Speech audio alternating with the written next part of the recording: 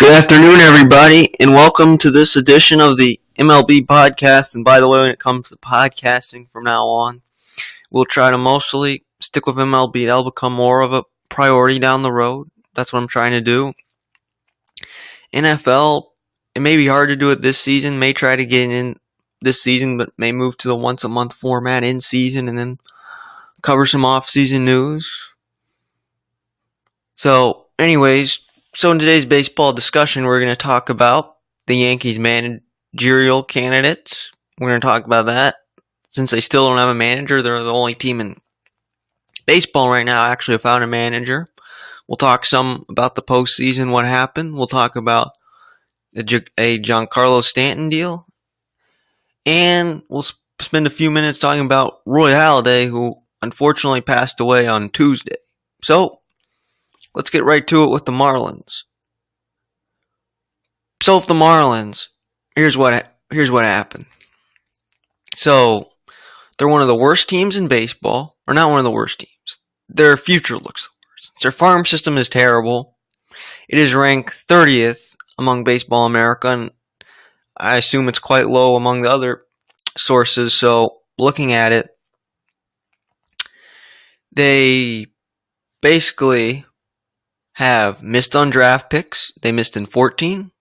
We don't know when Tyler Kalak is going to come back, who could throw 100 miles per hour as a high school pitcher and is not even close to the big leagues yet, had Tommy John surgery. In 2015, they selected Josh Naylor, who was since traded to the Padres when they thought they were in contention. And Braxton Garrett, who they selected, Alabama high school pitcher, had Tommy John surgery as well, so they certainly missed on 2. Definitely missed on 1, probably 2, and maybe 3 picks. So, lack of drafting when they had high picks in 2014, when they hit their low point in 2013, which we'll get to how that led to that. Probably missed.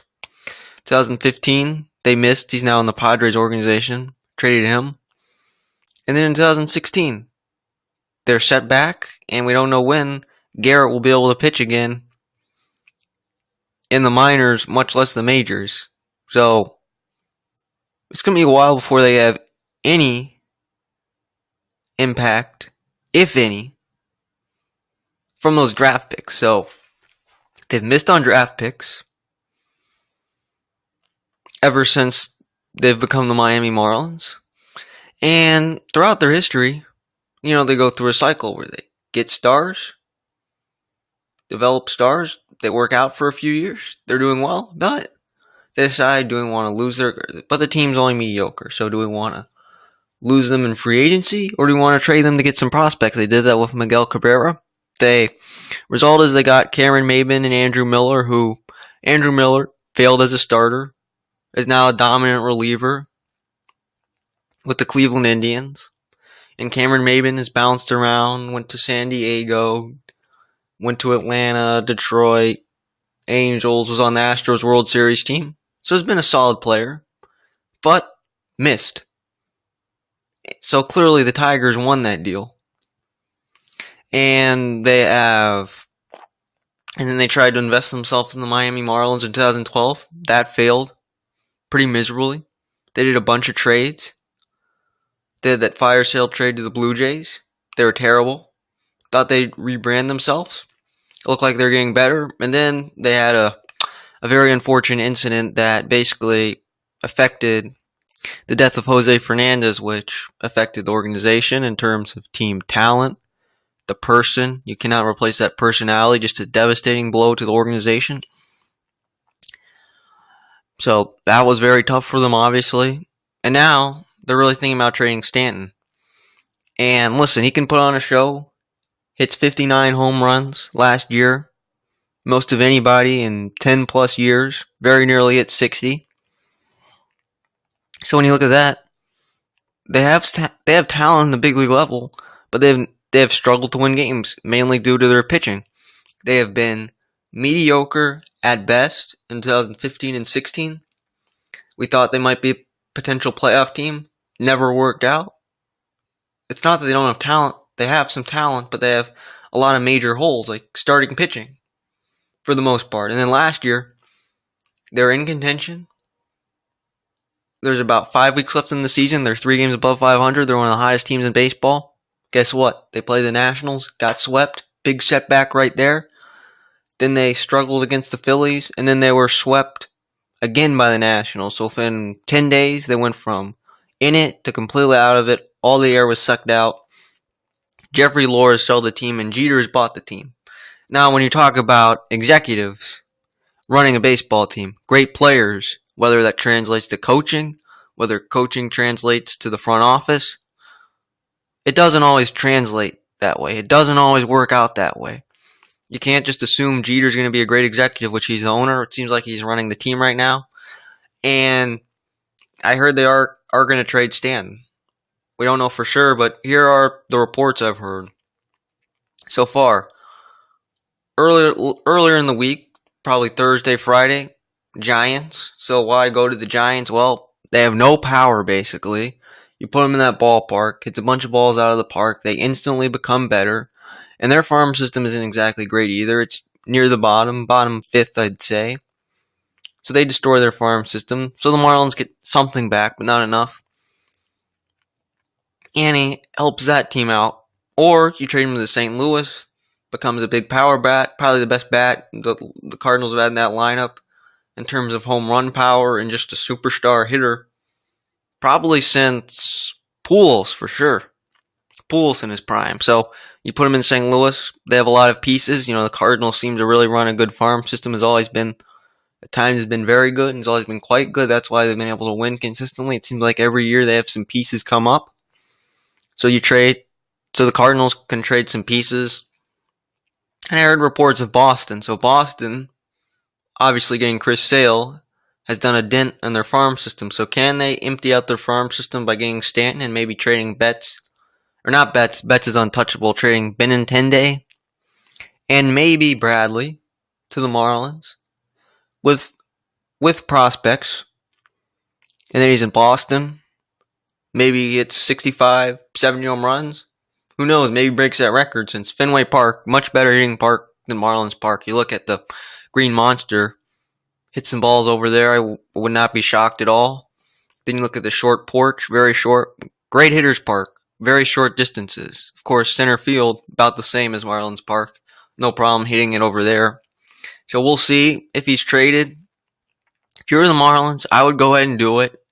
And here's another thing. He has 3 years left on that contract. So now is probably the best time to do it ever. Since next year, you can't expect him to hit 59, 60 home runs every year. So knowing that, can opt out after 20. So do you keep him for another 3 years and then say, you know what, we have not gotten any better? Or maybe you hope, you know what, our farm system's terrible. Maybe we got a tank and build around him. Or here's another option the Marlins could do. So you look at Real Muto. He's a good player. Bohr, Gordon, Prado, Ozuna, Yelich. Maybe you just trade all of those guys? Since we've heard rumors of Ozuna, he's probably going to leave Miami after 2019. So you trade all these guys. You do what the White Sox did, where you had some talented players for sure, but you just couldn't win enough. You couldn't win more than 75 to 80 games. You couldn't win enough at the big league level where you're a playoff team, but you couldn't lose enough to where you're getting high draft picks. And so maybe they do what the White Sox did. And the strategy of losing the Cubs, it worked for them in the period of, say, from 2011 through 2013, where they were getting all the assets, and 14, and it all came together in 15. They've won a World Series and had 3 successful years and come close to playing the World Series all 3 years. You look at what the Astros did. They bottomed out. All their old stars weren't working anymore. Their farm system was terrible. They built through the farm system. They've hit on some draft picks, hit on other prospects, hit on free agency signings, won the World Series. But there's no guarantee that it's going to work. I mean, you look at the Royals. They missed the playoffs for 30 straight years. So they went through a cycle of over and over again of hoping this would work, and it didn't. So there's no guarantees it's going to work. The Marlins could be the worst team in baseball for the next 10 years if this fails. Or In 3-4 years, they could be elite. I mean, it seems to be a trend in the National League East. You see what the Braves are doing. Their farm system is top notch. I mean, I read it a few days ago. They're Baseball America compared to the Marlins. And the Braves, it seems like they could have 5 guys in the rotation the next 2 years. And just looking at the potential of the Braves, they could be great in 2 or 3 years. That soon. And you look at the Marlins, they have no future. So they're in the worst position you can be in baseball. So what do? I think they have to do a fire sale. And maybe you get in prospects, and who knows, some of them could be 2, even 3 years away. And you develop the talent, and hopefully they become something. And the Marlins can be a very successful winning team. And, by the way, the Nationals did that too. So the Marlins, in order to win, are going to have to lose. And that starts with trading Stanton, trading Ozuna, trading Yelich, maybe trading Bour, Dee Gordon, trading Prado, everything they got. They may have to do it. So I wouldn't be shocked if the Marlins did a fire sale. I would not be shocked. And I think they should. So now we'll move on to the Yankees managerial position. So I want to talk about the Yankees. So when I last spoke in lengthy terms about baseball, they had a 0-2 deficit against the Indians. And they came back and won. They beat the Indians. Both of them 3-4 in Yankee Stadium and Game 5 in Cleveland. Then they lost to the Astros, first 2 in Houston, 1-3 in New York.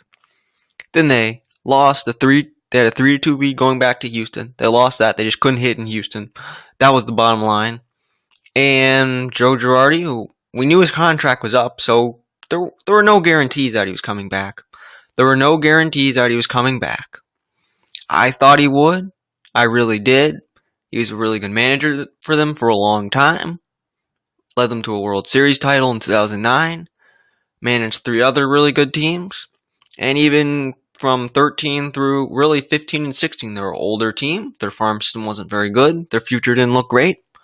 Managed them through that. And even this year, Joe Girardi is not on the manager of the year list candidates, really should be. But anyways, they were not expected to make it to the playoffs. They're a young team, and they made it to the playoffs. They were 1 win away from the World Series. They never gave up. They're down 0-2 to the Indians. They didn't give up against them. They fought until the very end of that series. They're down 0-2 to the Astros, including they were almost down 3-1 in Game 4, which they really should have lost that game. I mean, that's on the Astros. That's on their bullpen. So looking at that, they should have won. And you don't bring back Joe Girardi. Maybe it's due to the relationship. I was shocked. Of all the cases, sometimes like, yeah, that manager should be gone. I completely get it. They should be gone. But no explanation. I don't know why. That seems to be one of the hardest decisions to make. So I've looked through their candidates. They've interviewed Aaron Boone, who has been at ESPN for the past 8 years since retiring as a player. No managerial experience whatsoever. They have, and there's so many choices. And I looked through a lot of sources and never saw any for potentially interviewing John Farrell. I mean, I have no idea who their manager is going to be. I've heard reports from NewJersey.com towards the end of some articles that it could be through the winter meetings and well into December. So I have no idea who the Yankees manager is going to be next year. I have no idea. It could be Mattingly trying to trade that contract, but then you don't know what it's going to be like. You know, the Marlins trade for Ozzie Guillen, and that one is about as bad as it could go. So you really don't know who their manager will be. It's not going to be Joe Torre. You know, one thing I thought about yesterday, I was just thinking about that. Hey, it could be A-Rod. Great knowledge towards the game of baseball. Really works hard at the game of baseball. Very knowledgeable broadcaster. And obviously very knowledgeable as a player. And when I heard that, but he removed himself from consideration, said he's not doing it, which is smart, considering, you know, has definitely been controversial at times as a Yankees player. It's not going to be Jeter, we know that. Just bought the Marlins. Clearly not going to be Joe Torre. He's 77 years old. You're not going to bring him out of retirement. It's hard to say. Shouldn't be Dusty Baker, who could be a candidate, but at this point I feel like is too old. Should still be the manager in Washington, but is not. We'll get to that in a little bit. But there were so many lists, so many options from within the system to out of the system. I have no idea. It doesn't look like they're anywhere close to deciding. When they get closer, I can report more on this, but no idea. So on Tuesday, as we'll get to this, I heard that Roy Halladay passed away. Apparently, he was a big fan of flying, loved to fly planes. Unfortunately, he was involved in a plane crash and died at age 40. But when Roy Halladay was a player, reading about him after he died, he had an incredible work ethic, worked very hard, had that work ethic that you hear guys like Kobe Bryant having, or Michael Jordan. It was that great. Probably one of the better work ethics in the game. Worked very hard. And was a great pitcher for the Blue Jays for many years. Many years, won a Cy Young Award there. When he came to Philadelphia, that's probably when he was at its highest level, towards the end of his prime. Pitched a perfect game in 2010. Later that year, pitched a no-hitter against the Cincinnati Reds in Game 1 of the first round of the playoffs. And had another dominant year towards the end of his career. His career decline, was just a competitor on the mound. If you look back, for any pitcher you could have, starting in 2001 through 2011, Roy Halladay would be at the very top of the list of who you want to have starting for you. Which is that good. And dying at the age of 40, very, very young age to die, usually less than halfway through your lifetime. Just very unfortunate how it happened. He died doing something he really enjoyed doing. And flying an airplane can be dangerous, and that's unfortunate. I was shocked to hear the news. Very unfortunate news. So, we've reached those 3 points right now. So now we'll talk a little bit about the playoffs and what happened there. So, listen, next year I'm going to try to, as we're trying to prioritize baseball first, really throughout the year we're going to try to provide more frequent updates, as I was doing good through the middle of the divisional series and that kind of stop. So again, we're going to try to focus on baseball the most. That's the number one thing. So anyways, the Indians blew a 2-0 lead to the Yankees. And here's another big story. Dusty Baker was not retained by the Nationals. Well, so they lost Game 5 once again in Washington, which was very disappointing. And once again, with all the talent they had, I mean, if you look at the list, if Bryce Harper would have been healthy, would have been an MVP finalist for sure. Murphy was last year. You had 2 Cy Young Award finalists. You had all the talent in the world. And they're up 4-1. They had Max Scherzer on the mound. And he thought, okay, they're going to win this game. They're going to be fine. And they didn't. They didn't. Scherzer couldn't get through. There was all these things. Oh, the pass ball, the hit by pitch. All those stuff. If you would have done it normally, would have been fine. Was just devastating. The Cubs, when the Nats cut it close, the Cubs just kept getting a little bit further ahead. The Nats kept coming back. And we look at that game. If you do those things, just do this normally. Things that shouldn't have happened. The Nationals really should have won that game. They didn't. Very, very disappointing ending of all the losses. In 2012, you thought, okay, they're young. They'll be back many times. They should have won that game too. They're 1 strike away. They really should have won that game. They're so close to league championship series, you thought, okay, maybe they can go to the World Series. They didn't get it done. You then look at 2014 against the Giants. Couldn't score any runs. Game 4, bad loss. Just making too many mistakes. Blowing that save in Game 2. Maybe they would have won that series. Who knows? Then against the Dodgers last year. Scherzer came out early. Who knows? Who knows? And they lost once again to the Cubs in Game 5.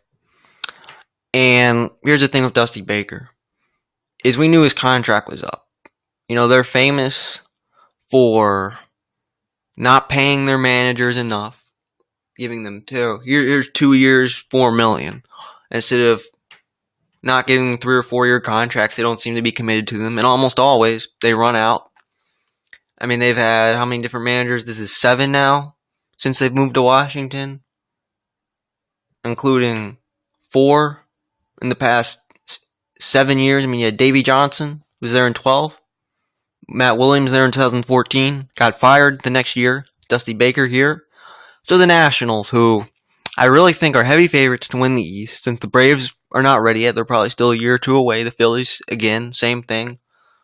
The Mets, we just don't know how they're going to do with their pitching, are heavy favorites to win the East. And assuming they win the East, we can't assume they'll get much farther than that based on their recent success. But assuming that they win the East, this will be 4 different managers for 5 different division titles and 5 different playoff appearances. I mean, that's unheard of. That's unheard of to go through that many managers in such a short period of time. Considering if they were a bad team, a terrible team, you get it. Okay. It's unfortunate that you keep changing managers, but with all the success they have, I have never seen a team change that many times with that much success. So anyways, they let Baker go. People said that maybe he's not fit for managing in today's game. Maybe he's too old. And did not do perfect. Far from perfect. Is not a perfect manager, but seems to be liked by the players. I like him a lot better than Matt Williams. He seemed to be a good manager for them, and I would have liked to have them bring him back for a few more years. And unfortunately, the postseason failures once again probably result into that 192 games. Think about that, 192 games. That must be a record for most games won in a 2-year span and not coming back. So who instead they hired was Dave Martinez, who will be... So Dave Martinez's background was with Madden from 2007, I believe, or became their bench coach in 2008, lost the World Series that year, was there through the rest of his time in Tampa, and was with them in Chicago the past 3 years when they lost in the League Championship Series twice, and in 2016 when they won the World Series. So as a bench coach of Madden, really learned a lot from Joe Madden. I mean, if you spend every day with him for 10 straight years, you're going to learn a lot. So could be bringing Joe Madden-like philosophies. His press conference said they're going to be more advanced than Dusty Baker, obviously. They're going to use the analytical system more. And obviously one of the first things Dave Martinez said is they're going to win a World Series. There's no guarantees about that. If Dave Martinez is the guy, they gave him a 3-year contract with an option for 4, so they seem to be committed to him. So we'll see. Now, this is the closing of the window. They've had opportunity after opportunity. Harper's going to be a free agent after this year. They have 2 years left with Rendon. Murphy's going to be a free agent after this year. He's going to be 33. Zimmerman's 33. We don't know how well he'll hit. Scherzer is a year older as a pitcher. So is he as dominant as he was before? So we'll see. And personally, I think the Nationals are really good enough to win a World Series. They have the talent. They have the experience too. They have Dave Martinez. They have a new coaching staff. They look like in good position to do it. The question is, can they do it? If they fail this time, they'll have to revisit things. They'll have a lot of decisions to make, So that's going to be difficult to decide.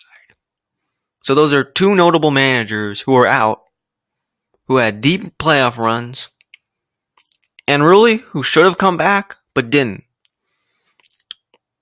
So finally, the rest of the playoffs, that was really quite a World Series. We'll speak about that for a few minutes before we wrap up. So, Kershaw pitched great in Game 1, and then did not pitch well in Game 5 at his typical postseason moments where he blew leads. And the Dodgers blew Game 5, so it was 4-0, 7-4. Astros came back. And they had an 8-7 lead. Astros rallied back once again. And then it was 9-12, which that home run by McCann turned out to be the difference. Since if he didn't hit that, they may very well lost that game. And then Bregman got the walk-off hit in a 13-12 5-hour marathon. One of the greatest games in MLB history. Really was a great game. Couldn't have been any better. In a Game 7, the Astros won the World Series. That was a great series. Springer deserved to win the MVP, who hit some big home runs throughout the series, including that go-ahead home run in Game 2. That was 7-5. We thought we thought for sure that would be the best game of the series. And you know what? It was not. It was the second best. So this is one of the greatest World Series ever. Unfortunately, we did not have all-time classic Game 7. But the fact that it went 7 games, the fact that there was a lot of turns and twists, we thought, okay, the Dodgers are going to be up 0-2. They're going to be up 0-2, and then they lost that. The Astros won. I think maybe the Astros will be up 3-1. Maybe they'll be up 3-1. Nope. The Dodgers put up a huge rally, won Game 4, 6-1. Game 5, we thought, okay, Dodgers 3-2. Okay, Astros 3-2. And then we got extra innings. This could go either way. We thought with Verlander cruising in Game 6, we thought the Astros were going to win Game 6. I thought for sure. They didn't. And in Game 7, we thought anything can happen. Darvish didn't have it. And then boom, the Astros win Game 7. So great World Series. One of the best World Series ever. We saw a lot of fates change. So much happened. Just an incredible series. And listen, what the Astros did, they lost 111 games. 4 years earlier in 13. 2 years later, they made it to the playoffs. They were a lot younger back then. They were more experienced. This team was much better and much more experienced, and that paid off with winning the World Series. So what a World Series it was. So that's it for this season. You know, a lot of off-season questions will happen. A lot could happen this week, and the winter meetings are just 3 weeks away. So a lot's going to happen. Thank you for listening. We'll try to do another baseball podcast when we think some stories are starting to emerge. So thank you for listening.